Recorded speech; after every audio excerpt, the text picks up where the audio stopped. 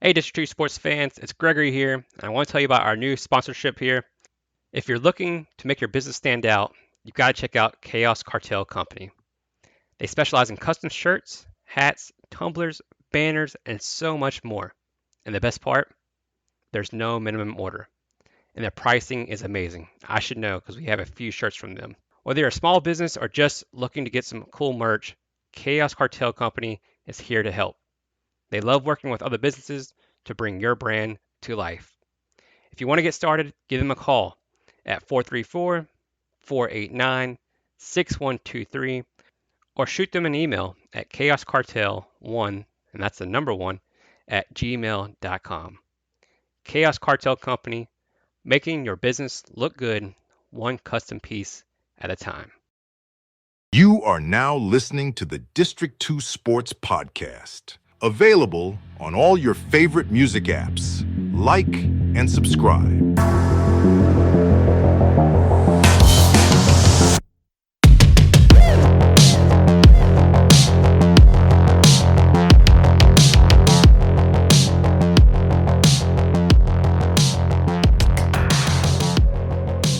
Welcome to the District 2 Sports Podcast and his 24th year with the ball club here. And the current GM of the Salem Red Sox is Mr. Alan Lawrence. Mr. Lawrence, how are you doing today? Good. Thanks for having me. You prefer Mr. Lawrence or Alan? Which one you want to go with Yeah, today? Alan. Yeah, I'm definitely not that formal. Well, we're used to saying Coach all the time, so if we hit Coach Allen or something like that, so we do apologize for that at some point. Yeah, nobody wants me coaching anything. Gotcha.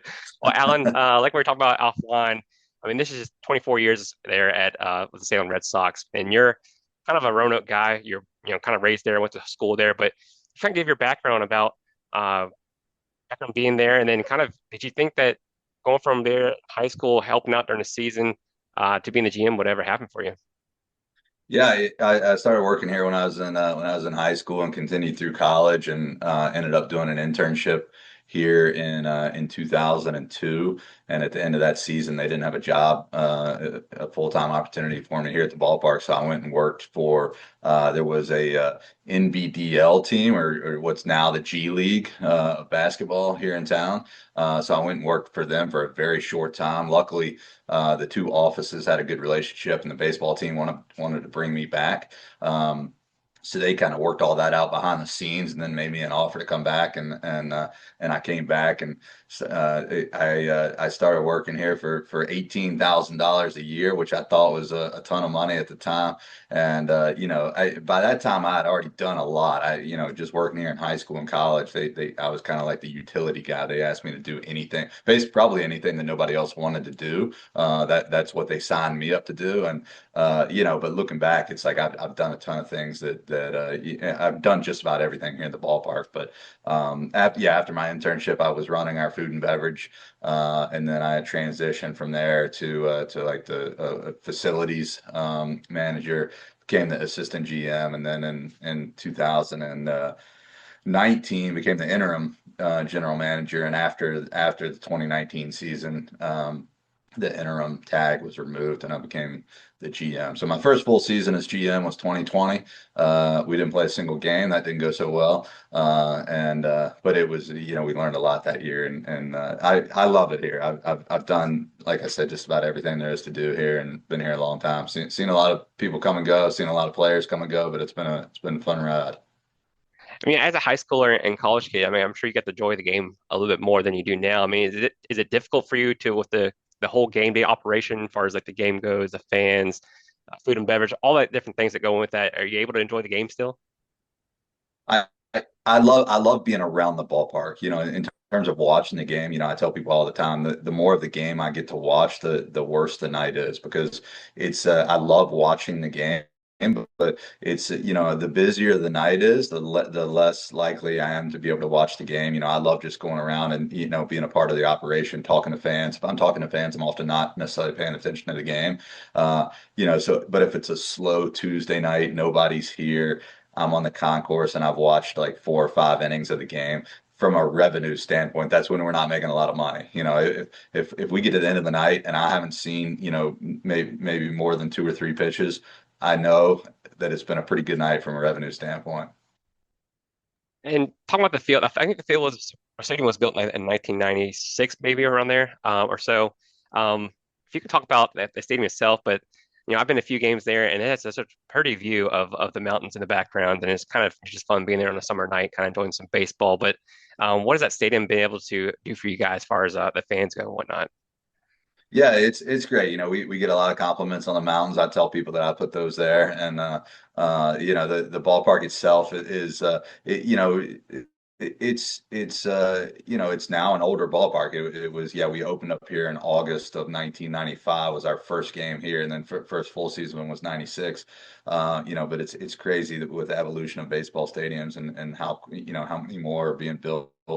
That one built in the mid 90s is now a pretty old stadium. But we're designed for baseball. We've got a great baseball stadium. Now stadiums are being built as multi-purpose facilities, and baseball is almost secondary in many of these stadiums. They're really built now for special events. Ours is really not that case. It's built for baseball, and we try to squeeze in some special events, but we're designed to play baseball. But I mean, for the age of the ballpark, we get a lot of compliments on how good it looks.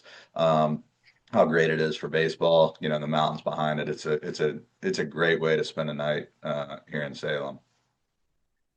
Mr. Lawrence, I'm gonna jump in here real quick and ask a quick couple of questions. Steal a couple things away from Gregory before he steals my questions. I know, but um, talking about the GM position, I know you talked about you've swept trash up around the stadium, taking care of the urinals. You on the field, you're selling chips, you're everywhere.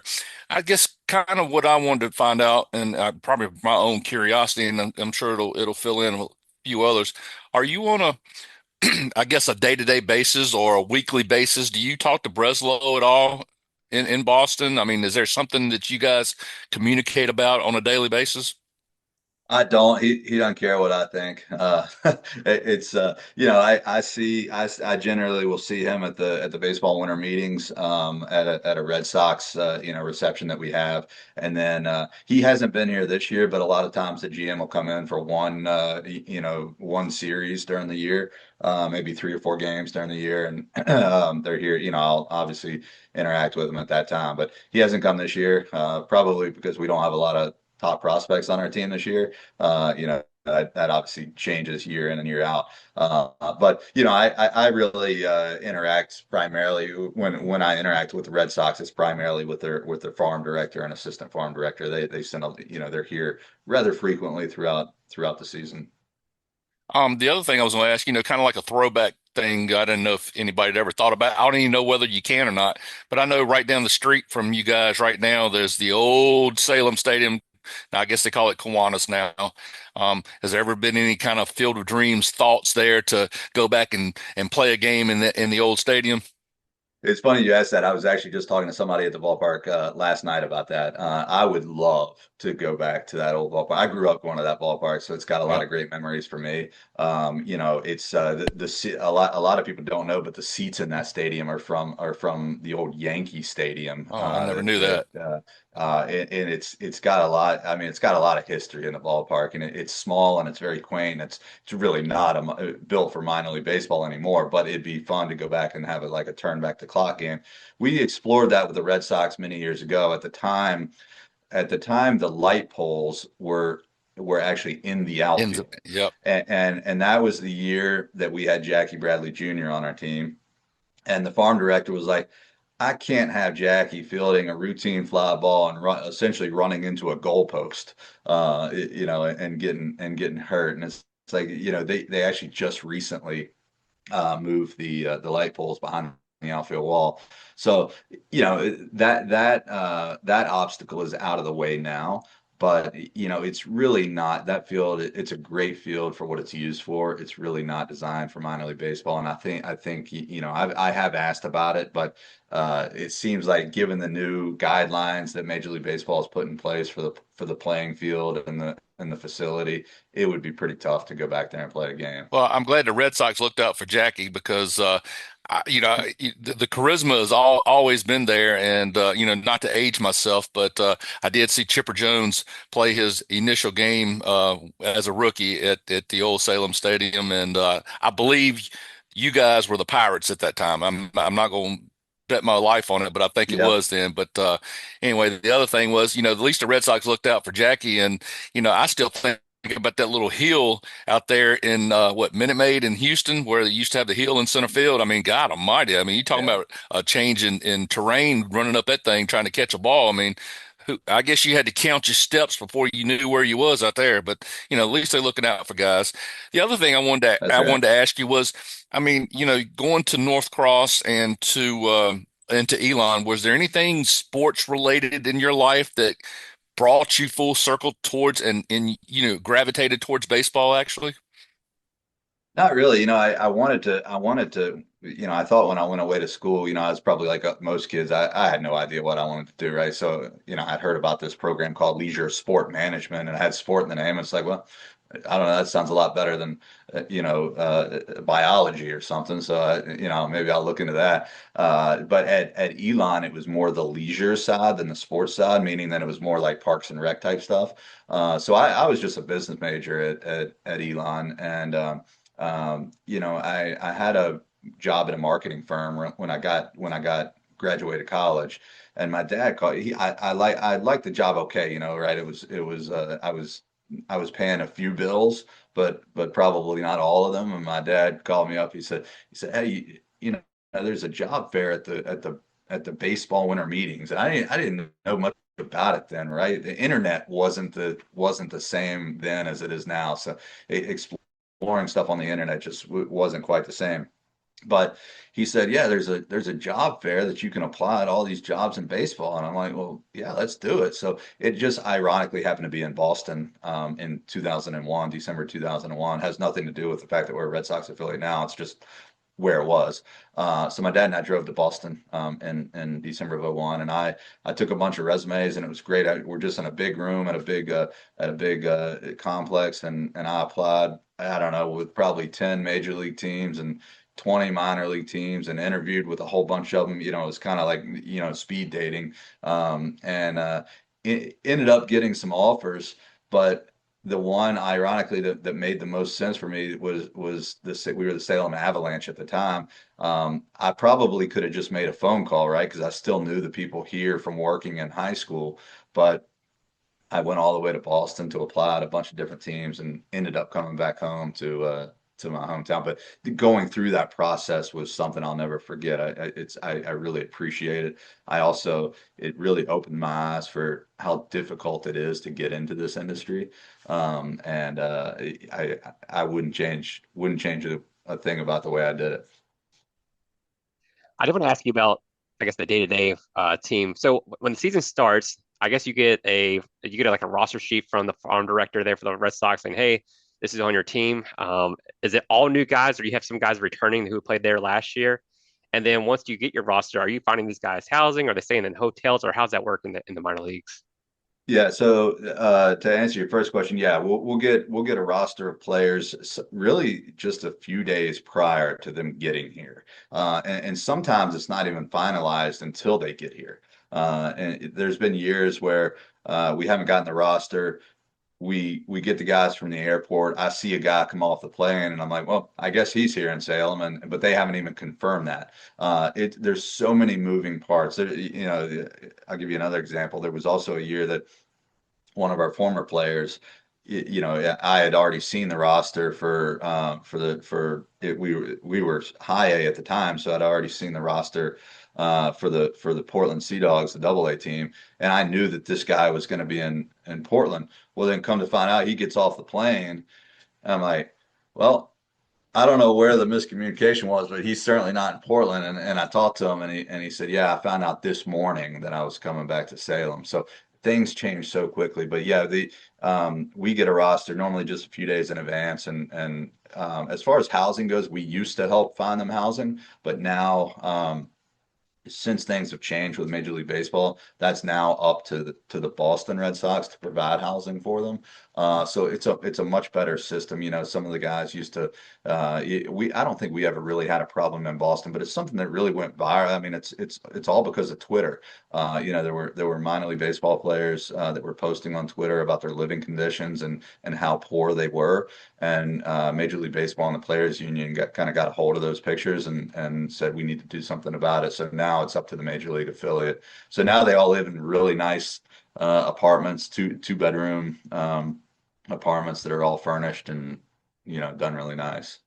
I think that was the Danville Braves here when they the rookie guys who were living, bunk beds and in 5 rooms and living in one apartment. I think it was them that went Twitter.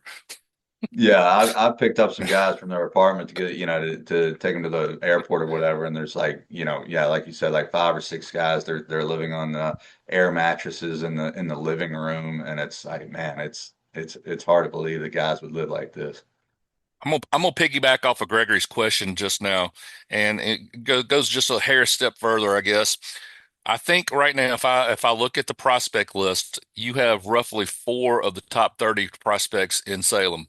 Um, I know that what Brandon Clark, did he just come off of elbow surgery or Yeah, within the he's last in year? he's in he's now in Greenville, but he started the year with Oh, is it? us. Okay, okay. What Yeah. about Garcia? I know he had a knee surgery, I believe. Yeah, he also was so he was on our roster, but because he was coming off surgery, he's also now in Greenville. All right, I need you to educate me on these other 2 guys because they might not even be there now either. But Arias and Cespedes, is Yeah, that right? Yoel Cespedes is still here. He's a middle infielder. Franklin Arias, I think he's the third number 3 prospect in the Red Sox system. Maybe even number 2 now that Roman Anthony's been moved up, and so is Marcel. So maybe he's the number 1 prospect. I'm not sure where he ranks right now, but he started the year with us. He was actually here last year for a little bit with us, but he has just recently been moved up to Greenville. So we still have Yoel and Cespedes, and he's probably I don't know, he's probably like a top 10, top 15 prospect for the Red Sox. So he's probably the biggest name that we have on our team. Him and maybe Justin Anderson uh, on our team. Well, what I was going to do, I was going to use those 2 as my example, though, because they did actually, were they on the same roster at one time? I mean, this year? Yeah, they were. Uh-huh. So they both play second and they both play shortstop, I assume. Yep.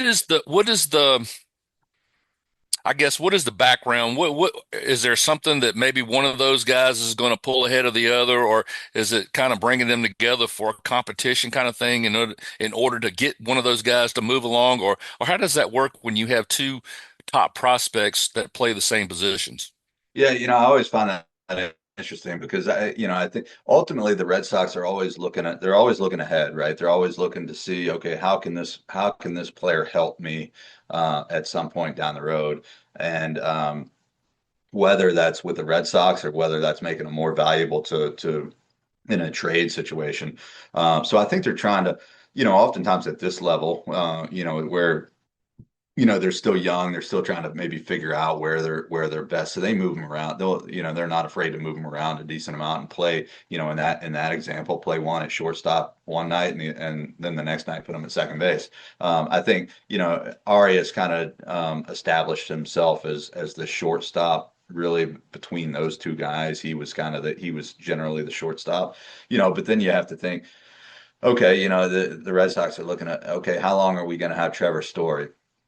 And he's our current shortstop. How long is he going to be around? And then they recently just called up Marcelo Meyer, who was here a couple years ago, and they put him at third base. But Marcelo, he kind of came up as a shortstop. So if they don't re-sign Trevor Story when his contract's up and they move Marcelo to shortstop, well, now they've got a shortstop. So do they want to have dedicate so much time to Arias at playing short, or do they want to move him to third? They're probably not at a point where they need to make that decision yet, but that's kind of where, at some point they're going to have to make that decision. And okay, now we're going to start playing. If we want to move Marcelo to shortstop, now we got to start playing Arias at third base because that's where he's going to be playing if and when he makes it to the big league. So it's interesting to see how they shift things around. We saw a little bit of that with Mookie Betts when he was here. He He actually played a lot of second base when he was here, but you could tell at the time like they wanted to explore other options for him, and obviously now he's a tremendous outfielder.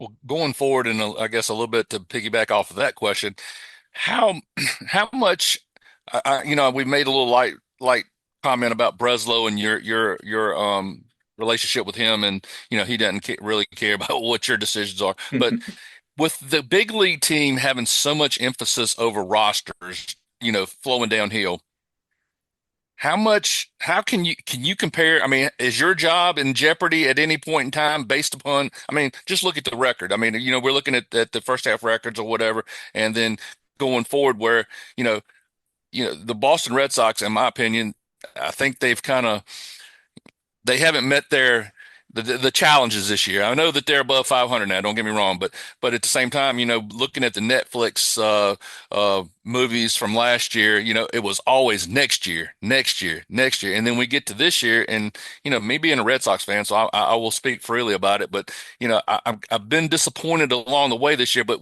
going back to my original question, comparing your and Breslow's job, how much do you have over top of that roster change, and when does your job become jeopardy?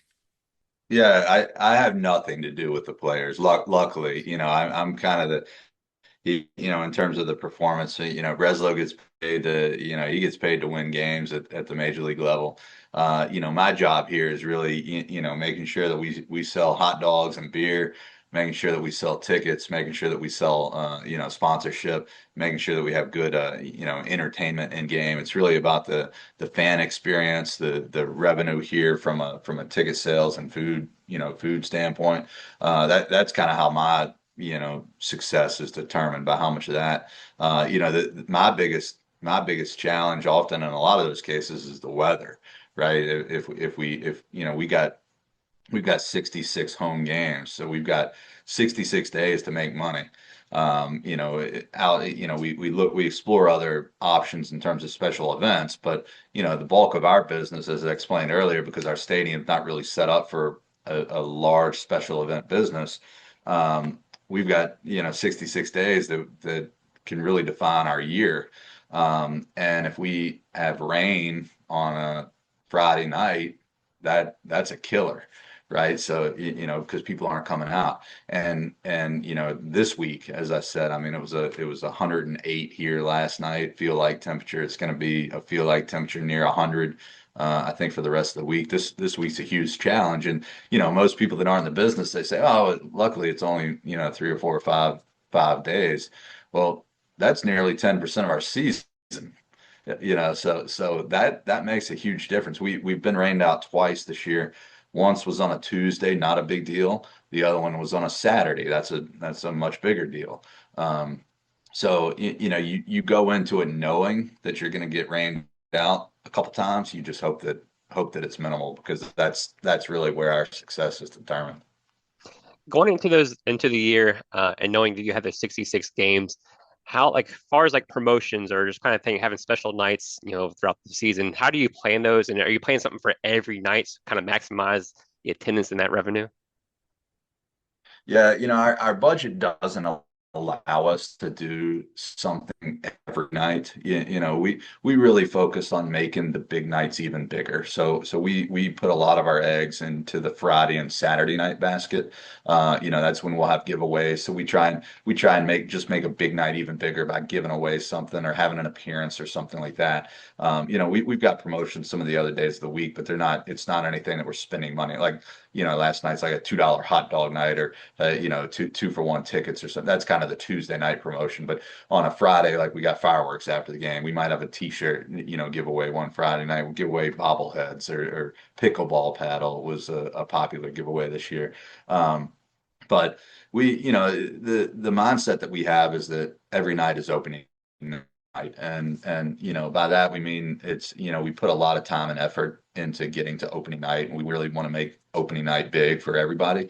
Well, even last night, with it being 108 feel like, and there being very few people here, there were still, I talked to two of the first like 20 people here. They were here for the very first time. And that's that's the memory that they're going to have as being here for the first time. So it was their opening night. So we try and put our best foot forward every night. And some nights were better than others, in terms of doing that. But as far as promotions, it's mainly all focused on mainly on Fridays and Saturdays. Mr. When Lawrence, oh, go ahead.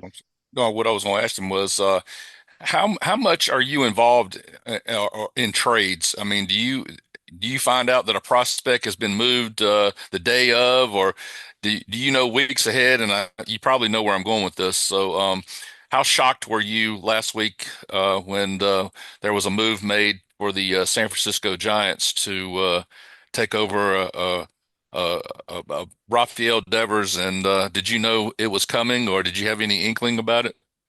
I did not. Devers played here uh, in uh, in 2016, so I got to know him when he was here.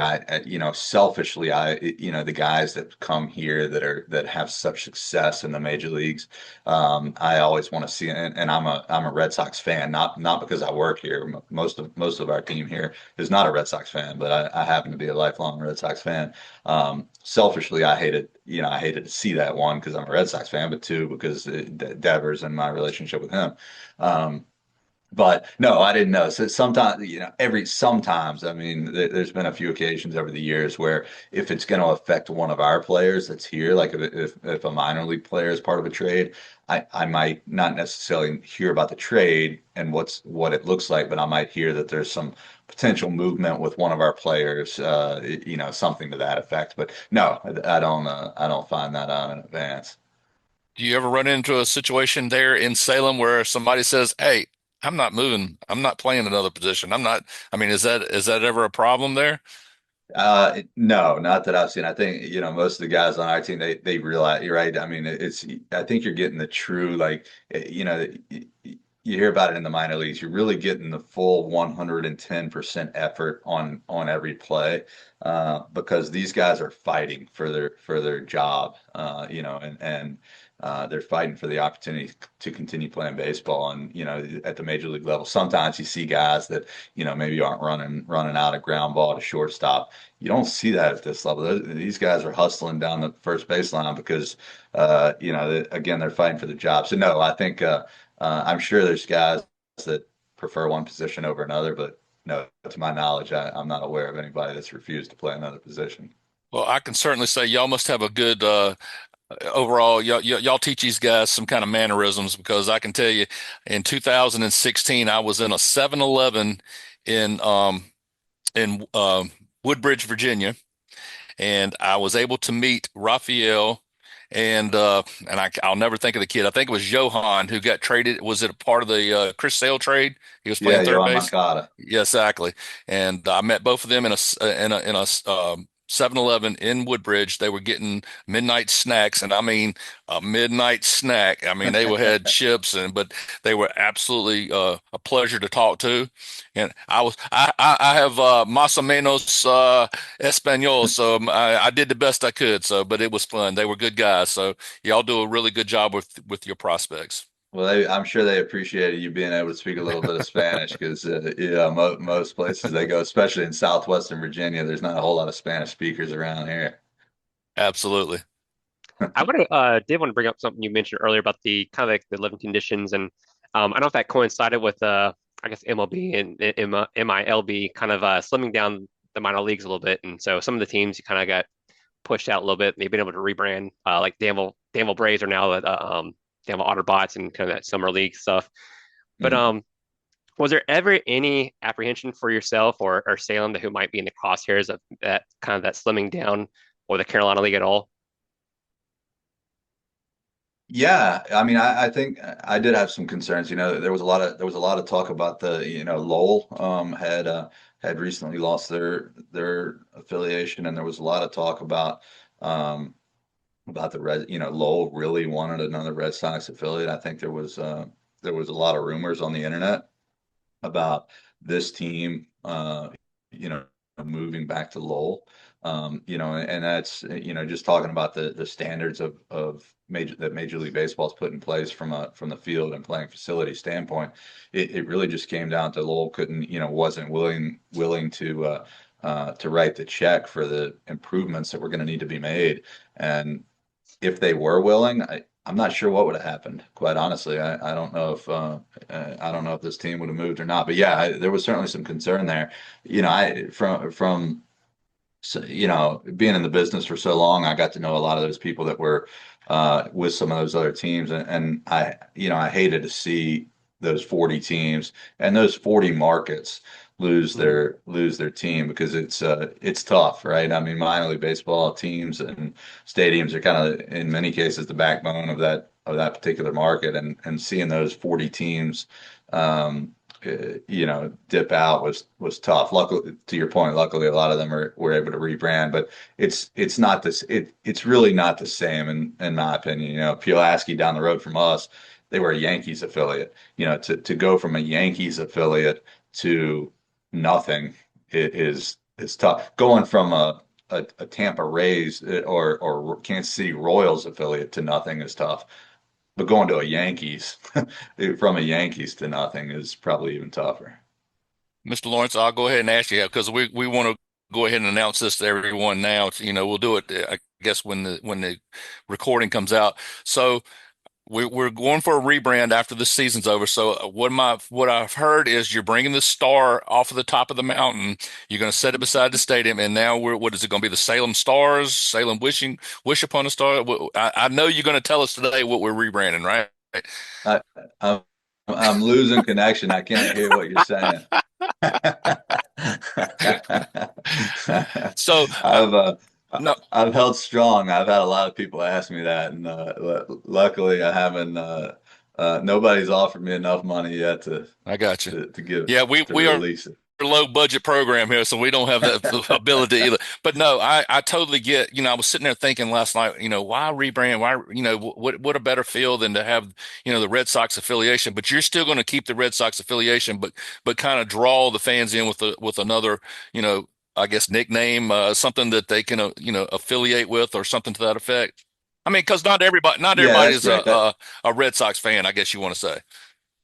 Absolutely, they're not. And again, as a lifelong Red Sox fan, there's nobody that's more excited for this opportunity than I am. I was fortunate to be able to go to our owner a couple years ago at the winter meetings and ask him about the possibility of doing this. And I couldn't even finish a sentence. He was 100% on board. And I'm excited about it. We need this. We honestly, the biggest mistake we made is not doing this 10 years ago. In '09, when we became a Red Sox affiliate and we named ourselves the Salem Red Sox, we did that because there were a lot of other, it was the easy thing to do, right? There were other teams in the market, and we were like, okay, if we call ourselves the Red Sox, everybody's going to know who we are. We really should have rebranded probably shortly after that. We explored it a little bit, but we just never pulled the trigger on it. And now we're pulling the trigger. And I think there are, if I'm being honest, I really thought that close to 100% of people would be fully on board with this, but I've been surprised that a lot of people want us to remain the Red Sox, and they're upset that we're changing. But I know it's the right thing to do, and it's we need a name that kind of one identifies with minor league baseball, and two identifies with our market. And the Red Sox don't do either one of those. They don't check either box there. And I'm excited to do it. I think I know when I speak to local groups here in the community, I'm pretty transparent with them. I tell them, I said, half of you are going to hate the new name. The other half of you are probably going to like it. And the half that hate it, I think, are going to eventually like it. People are really resistant to change. Absolutely. And, I know, just down the road from us, the Richmond Flying Squirrels, when they rebranded from the Braves to the Flying Squirrels, people hated that. I mean, I was following them on social media. People hated that name. And now, everybody loves it, and it's one of the premier brands in minor league baseball. And again, it just takes people a while to get on board. I think people will eventually get on board once they hear the story of the name that we're going with. But it's going to be a good thing for sure. I think stallions make sense, and a lot of horses around there. So I get it. I get it, Miss Lawrence. I think it's perfect. Um, the other thing, I done lost train of thought now, but no, I just think that the rebranding is perfect for everyone, and I mean, I agree 100%. And the thing that just popped back in my mind that I've lost all thought process as far as ownership for the Red Sox. When you say you go to ownership, who do you actually go to? Because I mean, I knew it went to Roush, and then I have no clue who owns the Red Sox any longer. So I'm just curious about that. Yeah, so we were owned by the Boston Red Sox from '09 until March of 2023. And you know, actually we were owned by the Red Sox starting in '08. We were still a Houston Astros affiliate in 2008 when the Red Sox owned our team. That was really hard to explain to people. But the Red Sox owned us in '08. We were a Houston Astros affiliate. We became a Red Sox affiliate in '09, and owned by the Red Sox until 2023 when a company called Diamond Baseball Holdings, DBH, purchased us. They now own, I've kind of lost count, but I think it's 44 teams, minor league baseball teams throughout the country, and that's changed a lot. Over the past few years, it used to be that you couldn't own more than one team in your league. You couldn't own more than one team at each level. So really, the most teams that anybody owned was like four or five. And now DBH owns 44 of us. So there's three other teams in our league alone that are owned by DBH. In fact, we're playing Hickory Crawdads this week, and they're also owned by Diamond Baseball Holdings. I wanted to ask you about that. I know where Fenway Sports owned the group and then kind of sold it in 2023, like you mentioned, to Diamond Baseball Holdings. Have you noticed any kind of change in kind of the ownership since 2023, or has it been? Um, I know they're probably more about the game day operations and sales and some of that food and beverage. Have you seen any difference in the last couple of years? Yeah, not really. Honestly, if we didn't tell people that we were changing ownership, most people wouldn't have even known. The Red Sox were great owners. I still stay in touch with people on the business side that I worked with at the Red Sox, and I owe a lot to them, and they got us through COVID and helped people here keep their jobs. And I'll forever be grateful for the people at Fenway Sports. They sold it. It just didn't make sense for the major league team to own a minor league team anymore. They bought the team in '08 so that they could move the team that was playing in Lancaster, California, over to the East Coast. And the best way to do that was to own the team, because then they can do what they want. So they moved them from California to here so that all their affiliates were on the East Coast. When they sold the team, it didn't make sense for them to own the team anymore. So they were always, from I guess the change here internally has been that DBH is more probably interested in the business of baseball. They're not DBH. Has no vested interest in whether Cespedes gets moved up to Double A this year, right? They don't care about that. That's the Red Sox responsibility. But DBH is interested in us, again, selling tickets and selling food and selling sponsorship and selling merchandise. Those are the things that they're interested in. So they're more the business side, whereas the Red Sox are more kind of on the team side. Miss Lawrence, I'm gonna peg you down just a hair. Um, just kind of curious. One of my final questions is, he doesn't have to be on a major league roster, but best prospect or best player that's come through Salem, and I mean, he doesn't even have to play for the Red Sox any longer. Oh, yeah. Boy, that's tough. We've been fortunate to have a lot of good ones, and I'm probably skewed because I'll develop a relationship with some guys, and so if I find them to be really nice guys, then I move them up a little bit on my rankings list, and luckily we haven't had too many guys that I would say are jerks, but if there are, I'd probably move them down a little bit.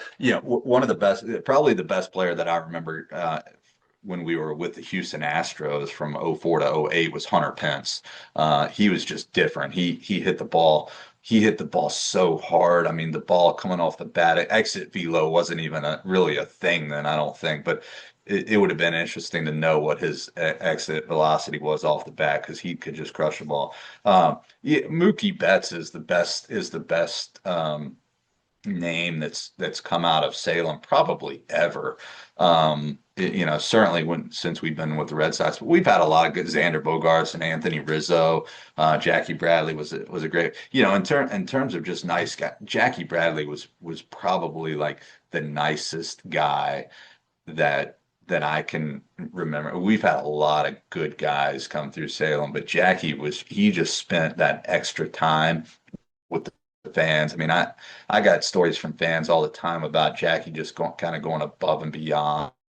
And he's somebody that if I see, 20 years from now, he'll go out of his way to come talk. Going back to Hunter Pence, just thinking about him. So are you the one that got him choking up on the bat so much that, putting the ball in play? Is that where he got that from? I mean, that kid, That was me. Yeah, I know. I noticed he needed to make just small adjustments. So yeah, he owes everything to me. I've never seen a guy in the major leagues choke up that much and put the ball in play like he does and hit the ball hard. And he's always on base. So yeah, I agree with you 100%. Well, Thomas, I want to go back to the rebrand. Nothing about the name. I know you can't release that, but I was one of those guys when the Danville Braves kind of changed the Danville Autobots. Couldn't stand that name. I mean, I just like they gave us a reason why. I was like, oh, I just can't stand that. I'm one of those change guys. But I do understand now that these minor leagues need to make money, keep things going, make revenue. So I do understand that. Um, when you do this rebrand, are you kind of getting like a focus group? You bring like a third party in to kind of help with the rebrand and kind of go with the name that will kind of stick out? I mean, there's a lot of we have the Jumbo Shrimp here in Jacksonville, which I love, which I think is a great name. So are you trying to do it something towards the Roanoke Valley? Yeah, so we're working with a marketing and branding team that this is what they do. I mean, they come up with they help teams rebrand, not necessarily just minor league baseball, but all teams. They develop even colleges. I mean, even if the college isn't quote unquote rebranding, coming up with a new logo or whatnot. So we're working with them, and we really kind of let them steer the ship. We took in a lot of information from our fans. We had a town hall and got a lot of feedback from our fans and our community, the business leaders here in town about what was important to them. When they thought of, we weren't necessarily asking them for names. We were asking them, hey, when you think of Salem, when you think of Roanoke, when you think of Southwestern Virginia, what are things that you think of as being important? Because we want to apply those, try and put those in the name somehow, some way. So we took all that feedback, sent it to the branding company. Their creative team kind of started running with that information and brought some concepts back to us, and we kind of we had the option to pick and choose and what we liked, what we didn't like, and eventually honed in on one thing.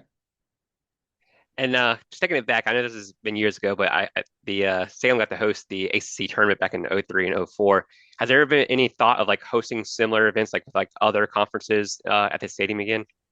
Yeah, I was here for that. I loved having the ACC tournament. That's when I ran our food and beverage. So pretty much everybody else on our staff got to sit back and watch the games, and I was just running my ass off the whole time. And we had a seven. I remember we had a 7 game series.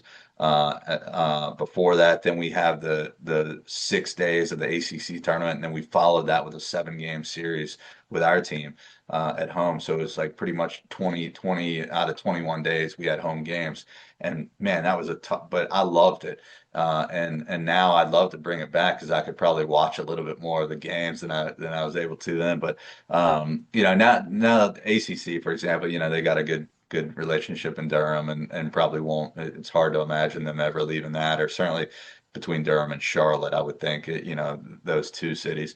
But yeah, we've talked to some smaller conferences about the opportunity to host their games. I love, we just hosted the Virginia High School League state championship games here. A couple weekends ago, and it's fun. I love just seeing guys with metal bats out there, playing. There's so much on the line. They love being here in this ballpark. It's probably the nicest field that those kids played on all year long.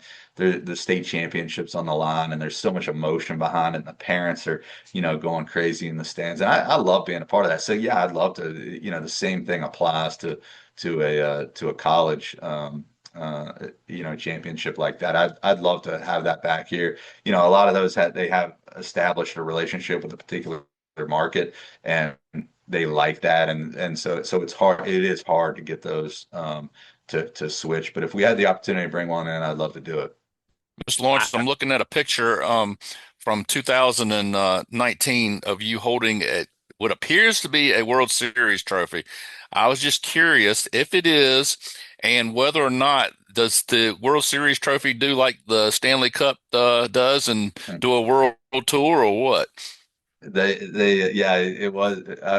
I've been fortunate to hold the World Series trophy a couple times, and my probably my best memory of the World Series trophy is my son was born on our opening day here in 2014, and we were already scheduled to have the 2013 World Series trophy here that Saturday, I believe. So my son is, what, 4 or 5 days old, and he's getting a picture with the Red Sox World Series trophy, and obviously had no clue, but it probably still doesn't. But so many people had waited, decades and decades for a chance to see the trophy, and he's 5 days old and gets to see it. So, him getting a picture with that's probably my best memory. But yeah, it's not like the Stanley Cup. They in fact, funny enough, we've had the World Series trophy here a couple times. The World Series trophy gets its own Wow. seat on the plane. And it's in the World Series trophy is made by Tiffany and Company, so it's in a big Tiffany and Company bag, and gets its own seat in the plane, flies in. There's a handler, a World Series trophy handler that comes with it, and boy, it's they let people hold it, but you can tell the handler is always cringing when somebody's holding that thing. I, I guess that, you talk about programs, and I know, we're talking with you guys on a single A level, but have you ever seen an organization have the highs and the lows? And I can go back to, 1975 and watch a 7 game series with the Reds and just be crushed, and then you go to 2003 and of all people to hit a home run in extra innings, Boone, and it just killed me. And then, but all of a sudden, you go through, the World Series in 2004 and see those guys finally win, and to do it in a fashion whereas they had to come back from 3-0 and make history in the division series or whatever the championship series. Um, but speaking upon that, I mean, have you ever seen an organization go through that kind of, I guess called pitfalls and mountaintops? Yeah, it's hard. It's hard, as a Red Sox fan, it's hard. It's hard to see past what the Red Sox have been through and looking at other teams. And no, I can't think of another team that's had more ups and downs than the Red Sox. Certainly this century, it's um, there's been a lot of good times and a lot of tough times for sure. And the expectations for Red Sox fans is so high, that anything, even this year, I mean, the Red Sox are actually playing pretty well, and you look at the players that they have on the field, and a lot of those guys are so young and really really kind of undeveloped from a major league perspective. Not a lot of years under their belt for many of them, and they're actually not playing that bad. But most Red Sox fans are still not happy because Yeah. the Yankees are still ahead of us, right? So it's uh it's tough, but luckily we don't see a whole lot of that at our level. Again, people are coming out for the experience here at the ballpark. We have diehard fans that want to see us win. And it is hard to explain sometimes to the fans that really they're trying to develop the player here. And sometimes when a pitcher is struggling, it doesn't make baseball sense why in the world they would leave the pitcher in when he's getting beat up. But at the end of the day, sometimes they want to see if these pitchers, how they handle this, and can they make it through this inning that they're struggling with, because they're going to have to do that if they want to play in Fenway Park. And it's again, it's hard for baseball people to understand that sometimes, but at the end of the day, they're trying to develop these guys. And my last question to you about the differences of the levels. Do you guys kind of get an agenda from Boston that this is the way you need to run your team? And the reason why I ask you this is because, I see guys like Jaron Duran now, whereas, you know, I ain't no secrets, Boston used to be wall ball, move up a base at a time, we're gonna get, score runs by the hits. And I'm having a hard time, and it's nothing bad, but I'm having a hard time now seeing these guys with all this speed and, stealing 7 or 8 bases against the Yankees and stuff like that. But I mean, is there agenda that's passed down? Is this is how we're molding our teams now? Do you guys have to follow something to that effect or what? Yeah, I mean the manager of our team, would get that communication from the Red Sox in terms of what the farm director, if maybe they're getting, so maybe the farm directors, I mean the farm director would have conversations with Breslow about that and maybe get some direction on what they want the guys to do.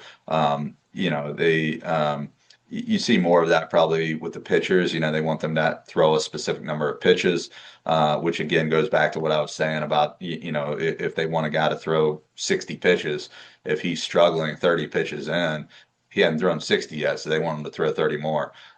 You'll see some of that from moving guys around at positions. Again, like we talked about earlier, if we got a second baseman that they want to try out at third base, or shortstop, then they get some direction. Maybe, hey, we're going to move this guy over there. But I don't deal with any of that. In fact, sometimes I see the lineup each night, and or a fan asks me, where's such and such? Why isn't he playing tonight? And it's the sixth inning, and I'm like, oh, I didn't know he wasn't playing.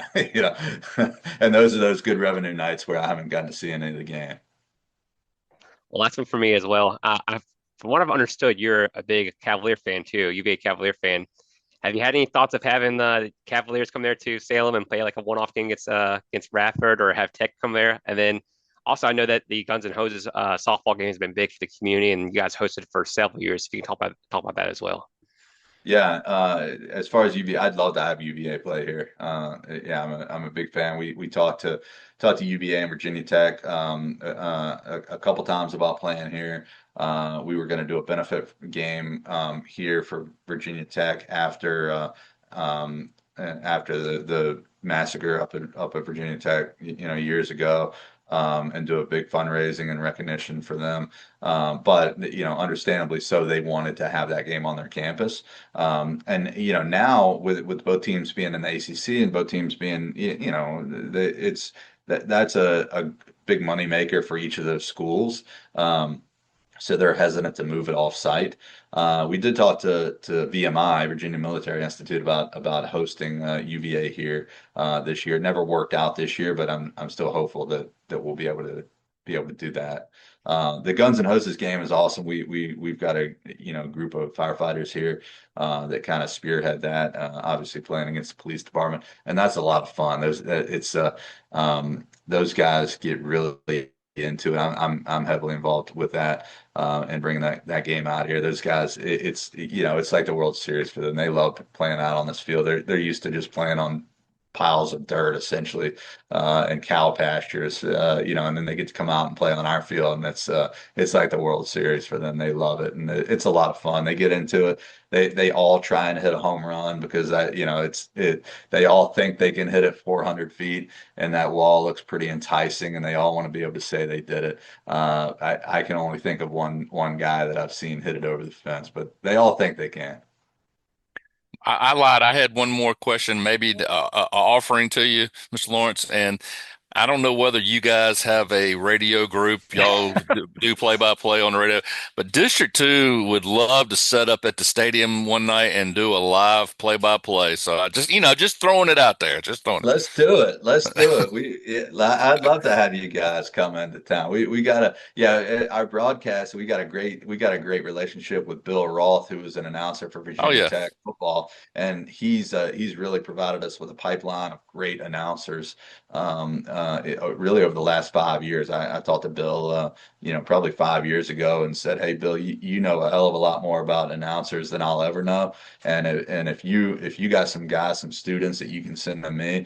I trust you. I trust you that you'll send us good guys. So we've got a good partnership with them, and we've been fortunate to have some great announcers come here in Salem over the years. We'd love to add you guys to That would that be awesome. list of people. We appreciate that. Yeah. Hey, we're not shy. We'll take you up on it. We'll get Yeah, Gregory. come on. We'll find out Yeah, what his travel plans are like and we'll get him up here and we'll do it. let's make it happen. I Thank think you so much. I have to come up in July because you have a Bluey night, so I think my girls will love that. So I have to come and attend that one. Yeah, that's yeah. I don't know that I know too much. I've learned more about Bluey in the past couple of weeks than I knew. But yeah, apparently Bluey is like the draw in minor league baseball. So Oh that'll be yeah, fun. so we might come up there for that one. So we'll definitely talk to you. But if we don't get you out now, we will talk to you for another hour. So we will let you go. I know you're a busy guy, but Mr. Alan Lawrence, the GM of the Salem Red Sox, thank you. Thanks so much.